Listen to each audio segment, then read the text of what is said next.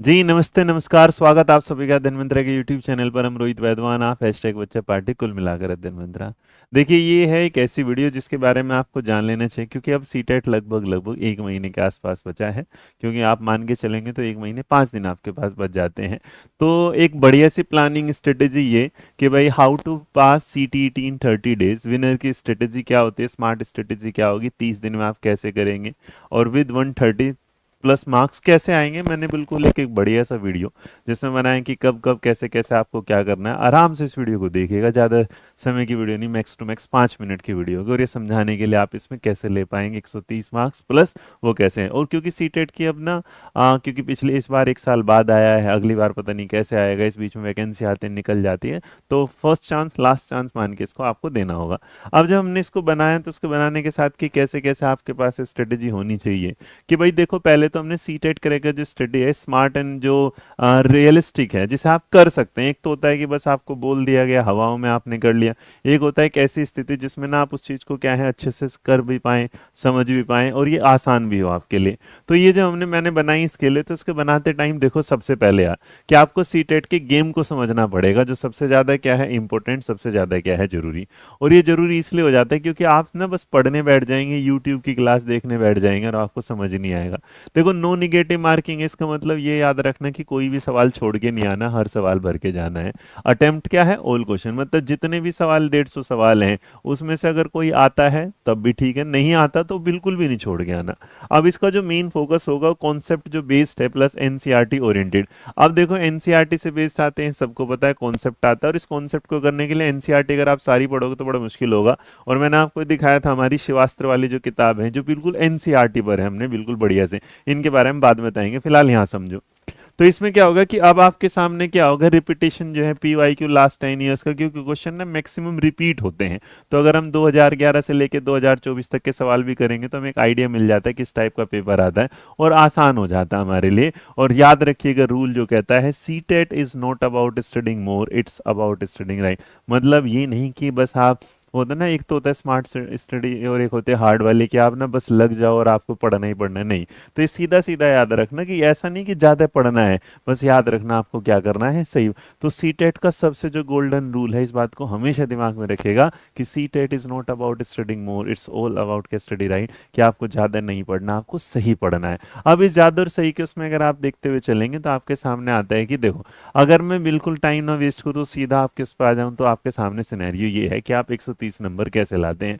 तो मेरी रेंज है आपके लिए 130 से 140। तो सिलेक्शन के लिए स्मार्ट जो सिलेक्शन है उसमें एनसीईआरटी है, पेडागोजी की मास्टरी, और जो आप ना हमारी सीटेट शिवास्त्र की जो किताब है उसके साथ अगर जाएंगे तो वहां से आपको पूरा मिल जाएगा, अलग से आपको कुछ खरीदने की भी जरूरत नहीं है। देखो, सीडीपी का जो सेक्शन है, वादा यूट्यूब पर क्लासेज भी चलती हैं, 30 हैं। और आप इसमें जो सेफ स्कोर और टारगेट रख के चलेंगे, 25 से क्या है 27 का जो ईज लेवल है। लैंग्वेज वन मेरे बच्चे जिसका हिंदी है, दूसरे में हो सकता है इंग्लिश, और जिनका संस्कृत, तो ये हिंदी संस्कृत वालों का कॉम्बिनेशन अच्छा है, हिंदी इंग्लिश का भी कॉम्बिनेशन अच्छा है। तो यहाँ टारगेट 20 से 24 है, और दूसरी दोनों ही भाषाओं में हम टारगेट लेके चलते हैं। मिनिमम अपने को 22 नंबर और मैक्सिमम क्या है 24 नंबर लेके चलेंगे।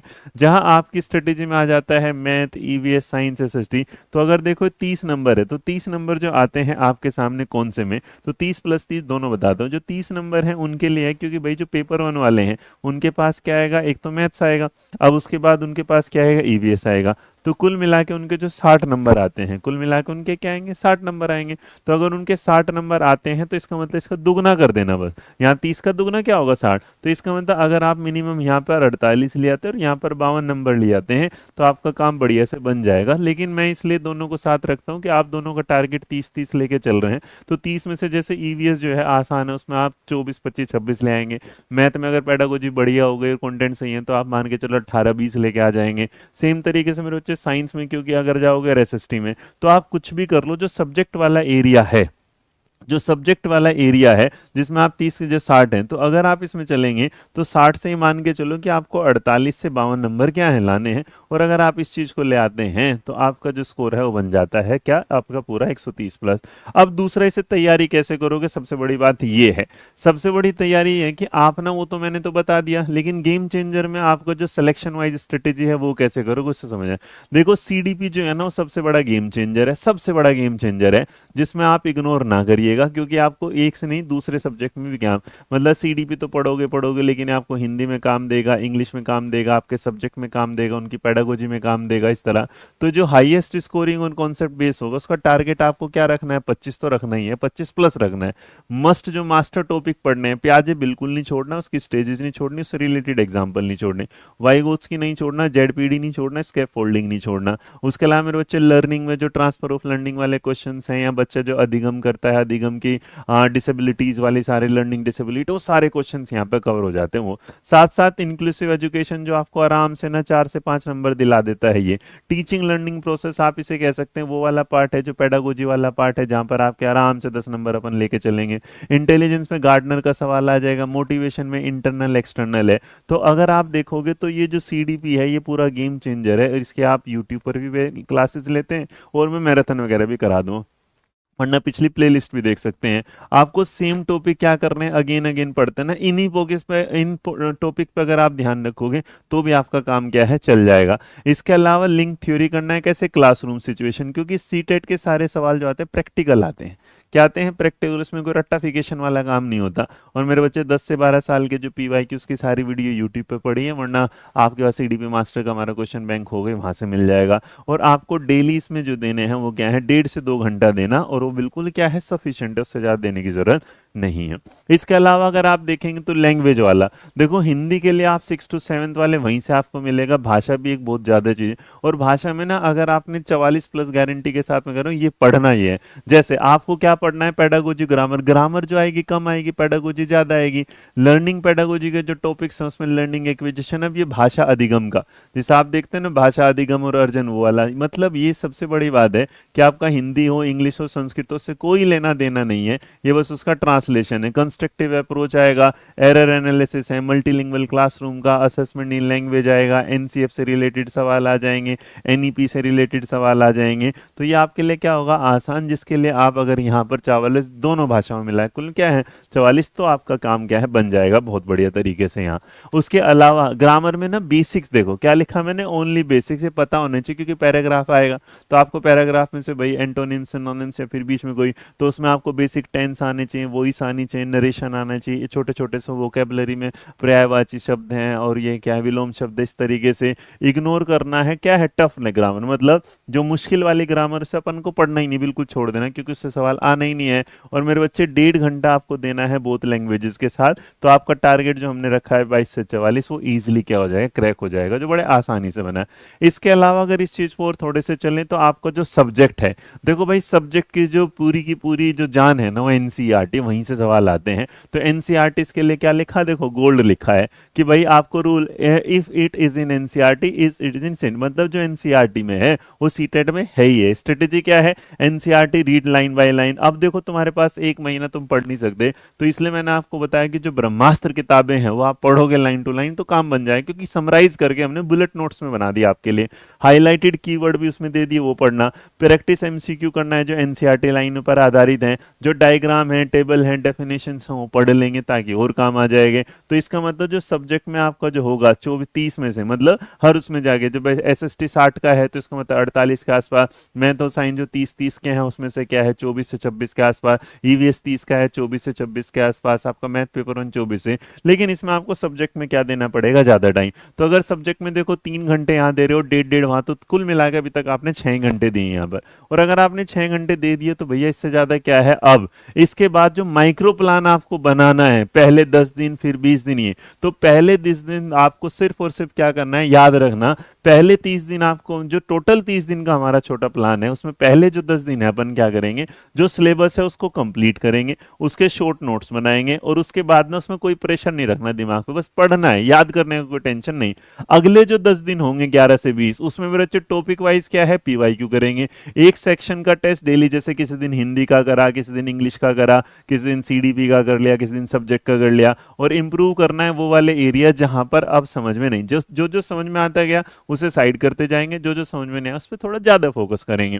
इसके अलावा आप डे 21 से लेकर 30 से रिवीजन प्लस मॉक करेंगे। रिवीजन प्लस मॉक का मतलब क्या होगा कि जो तुमने यहाँ पढ़ लिया ना उसको क्या करेंगे, रिवाइज, और एक मॉक टेस्ट कंप्लीट वाला एटलीस्ट क्या मारना है, अल्टरनेट डे पे फुल मॉक टेस्ट मारेंगे, इस तरीके से कि भाई जो 150 नंबर का, मान लो कि भाई 21वें दिन किया तो 22 नहीं किया, 23 को, तो लगभग 10 दिन में आप 5 मॉक टेस्ट मार जाओगे पूरे, वो काम बना देंगे आपका। और डेली क्या करना है, अपने जो नोट्स बनाए थे उसको क्या करना है, रिवाइज करना। और सबसे बड़ी बात जो फोकस होना चाहिए वो किस पे होना चाहिए, एक्यूरेसी पे होना चाहिए। मतलब ये नहीं कि भैया रोज रोज तुम 4-50 यूट्यूब देखो, जो आपको वीडियो पसंद आ रही है यूट्यूब, प्लीज फोकस एक पर करिए, 1000 पे मत करिएगा। ये करने के बाद अगर आप देख लेंगे तो इस पूरे के पूरे डेली उसमें रूटीन में जो है, भैया देखो मॉर्निंग में फ्रेश फ्रेश क्या कर जाना, सीडीपी, आफ्टरनून में मेन सब्जेक्ट पढ़ना, इवनिंग में लैंग्वेज पढ़ना, नाइट में पीवाईक्यू फेरी जो भी आपका मूक एनालिसिस है वो करना। और भैया आप याद रखिएगा, आपके दिन के 6 से 7 घंटे इनफ है सीटेट के लिए। अगर आप इतना दे देते हैं तो ये काम आपके लिए आसानी से क्या है, बन जाएगा। इसको अगर आपने कर लिया तो समझ लेना लाइफ क्या है, जिंगा लालानी बहुत बढ़िया तरीके से चल जाएगा। अब इसके लिए देखो, मॉक टेस्ट स्ट्रेटेजी में जो सबसे ज्यादा इंपॉर्टेंट है मेरे बच्चे, अटेम्प्ट क्या करने हैं, 150 के 150 क्वेश्चन। फर्स्ट राउंड में क्या करेंगे, इजी और जो श्योर क्वेश्चन आते हैं। दूसरे में वो जो लॉजिकल एलिमिनेशन की भाई 4 ऑप्शन है, 4 में से 2 तो हो ही नहीं सकते। उसके बाद फाइनल क्या करना है, जो पढ़े लिखे, हाँ यार इस क्वेश्चन के आजू बाजू में ही है। और एक्यूरेसी का टारगेट कितना रखना है, 85% की जो भी सवाल आता है वह। देखो एग्जाम में तो अपन को सारे करने हैं, लेकिन जब मॉक टेस्ट करो उस टाइम एक्यूरेसी क्या होनी चाहिए, अच्छी होनी चाहिए। और अगर आपने एक्यूरेसी अच्छी कर ली तो आपको सवाल ये है कितना तो कर लेंगे, लेकिन भैया कुछ गलतियां हैं उन्हें भी करने से हटना है, मतलब वो ध्यान नहीं देना। टॉप मिस्टेक जो आपके किल करेंगे 130, सबसे पहले आप क्या है, रनिंग आफ्टर टू मैनी, बहुत ज्यादा किताबें पढ़ लोगे तो गड़बड़ हो जाएगी। पेडागोजी को इग्नोर करोगे तो गड़बड़ हो जाएगी। आप रिवीजन नहीं करोगे तो गड़बड़ हो जाएगी। मॉक टेस्ट नहीं देना, डर लग रहा है नंबर कम आ रहा है तो गड़बड़ हो जाएगी। और भाई स्टडी कर रहे हैं आप एसएससी बैंकिंग के एग्जाम को, तो पक्का पक्का गड़बड़ हो जाएगी। तो ये काम बिल्कुल नहीं करना है। जो किताबें हैं वो पढ़नी है छोटी, और मैंने इसके लिए आपको बता दिया कि ज़्यादा किताबें नहीं पढ़नी। आपको अगर किताबें पढ़ने वाली बात है तो भैया किताबों में देखो शिवास्त्र जो है सब्जेक्ट के लिए ये रहा, और बाकी सीडीपी ब्रह्मास्त्र तुम्हारे पास ऑलरेडी पहले से है। ये बेटा एसएसटी की पूरी NCERT, math and science NCERT और पेपर 1 एनसीईआरटी किताब जो है 50% डिस्काउंट पे अवेलेबल भी है। आप इसे अभी खरीद लोगे तो आपको ये जो किताब है, जो 600 रुपये की किताब है, वो 300 रुपये मिलेगी 50% डिस्काउंट पर, 10 तारीख तक अवेलेबल है। उसे ले लेना, पढ़ लेना। और किसी को भाई बैच खरीदना है तो जो 799 में चल रहा है 3 तारीख तक, इसको भी ले लेना। बट फिलहाल मेरे बच्चे जो टॉप, अगर याद रखना एक बात और है कि जो फाइनल टॉपर मंत्रा है वो ये है कि सीटेट रिवॉर्ड क्या है, स्मार्ट, देखो ध्यान से देखना इसको, सीटीईटी जो रिवॉर्ड करता है स्मार्ट टीचर्स को, नोट क्या है, बुकवर्म्स को, मतलब किताबी कीड़ों को नहीं चाहिए, जो प्रैक्टिकल वाला होगा। एनसीईआरटी, पेडागोजी, पीवाईक्यू 130 प्लस क्या होगा, कंफर्म। आशा करता हूं जो मैंने आपको स्ट्रेटेजी दी है ये आपको पसंद आई होगी। सीटेट की सीडीपी की किताब अगर आप मार्केट में भी जाओगे तो इससे बढ़िया शॉट आपको मिलेंगे नहीं।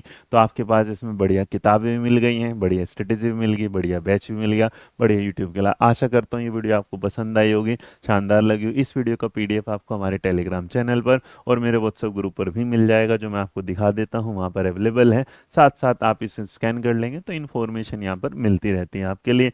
तो ये था मेरी तरफ से आपके लिए 130 का प्लान। आशा करते हैं आपको पसंद भी आया होगा, सिस्टमेटिक भी लगा होगा। आप और कुछ नहीं, 30 दिन नहीं प्लान कर सकते ना, पहले 10 दिन प्लान करके देखो, अगर तुम्हारे जीवन में मजा ना आ जाए। ठीक है, थैंक यू सो मच। जय हिंद, जय भारत, नमस्कार।